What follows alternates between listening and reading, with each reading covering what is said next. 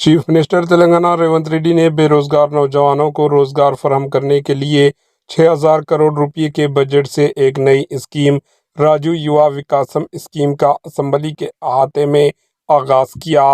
یہ اسکیم سماج کے مختلف طبقات S C S T B C minority corporations کی جانب سے عمل میں آئے گی۔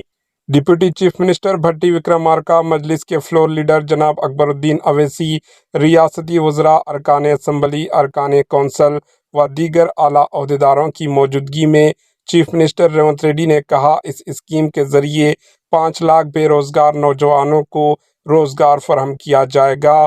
چیف منسٹر ریونت ریڈی نے کہا کہ اقتدار میں آنے کے بعد عوامی بہبود کے کام شروع کیے گئے ہیں۔ Bureau report, AHN news.